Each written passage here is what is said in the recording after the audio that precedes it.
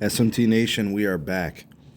Nation, breaking news out of T-Mobile. This is a huge network update.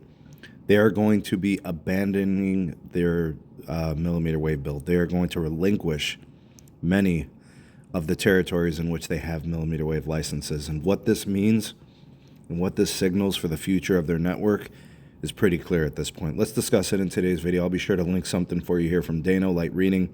That'll be in the description. Ways to support us can be found there as well. Please do like and share this video. Subscribe if you're new here, and turn on the bell notification icon to never miss an upload from the SMT. All right, folks, so T-Mobile has requested and received permission from the FCC to relinquish some of their millimeter wave spectrum that T-Mobile doesn't want anymore. The quote from T-Mobile, this millimeter wave is not feasible to effectively deploy in a way that would benefit the public. All right, so this is going to be in particular places around the country T-Mobile identified as locations where they're not going to build out those licenses. So indicating to the FCC they wanted to kind of remap where they have their territories of these millimeter wave licenses, and it's going to be restricted to just pockets within really well-developed metro areas. So think like LA, Chicago, New York City, that sort of thing. But beyond that, the operator is completely just, they're out on millimeter wave. This move clearly signals that T-Mobile will not be embracing the grind. They will not be applying millimeter wave as a technique outside of those specific locations. They're going to kind of take this from a very traditional, fundamental approach of low band and mid band for their capacity needs, and only in the most extreme situations of high network demand in those pockets would they utilize those licenses. So they proposed this, the FCC approved it, redrew the map of where T-Mobile gets the licenses to utilize. And I'm going to put you guys a couple of images here up on the screen indicating how it works out.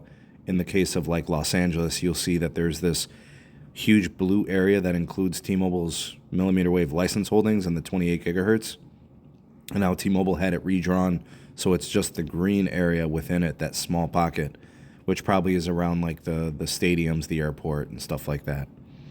But this is interesting, right? This is a unique scenario. I don't think that this has occurred before, where a carrier is willingly relinquishing their spectrum assets, and I question it. I don't think that's in the best interest of a business or the industry to just willingly give up your licenses without building to it. That's the first time I've seen it during the existence of my channel. I have seen, spectrum being stripped away for improper purchase techniques with like Dish and stuff and some other situations, but this is interesting. So number one, this signals the FWA they don't like millimeter wave for anything other than those situations. So fixed wireless, they were kind of internally weighing that as potentially, home premise equipment. It doesn't appear to be the case. They're putting everything on ice as it pertains to millimeter wave. And of course, that's devastating to the industry, to the consumer as well, because there's situations, folks, where there just simply is not enough low band and mid band.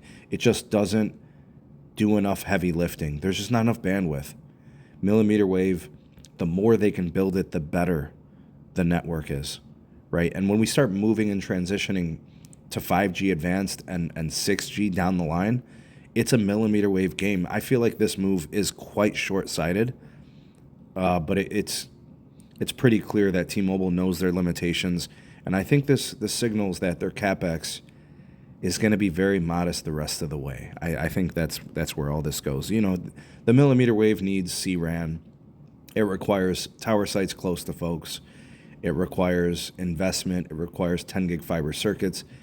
I think they're just trying to avoid those things, and I think it's too difficult for them based on their CapEx and based on the technological limitations. If you're looking for a millimeter wave renaissance, I think it's become abundantly clear that's only going to happen at Verizon. I just don't see anything changing at T-Mobile anytime soon. The people that are there making these decisions have just recently been put in these locations, like Ulf and John Saw. They just got there. if these are part of their decisions, I mean, they're going to be there for a long time. So, I don't know. What do you guys think about all this? Big deal, no deal? Does it signal something bigger? Comment down below. You're the voice of the people, the SMT Nation. Let your voice be heard.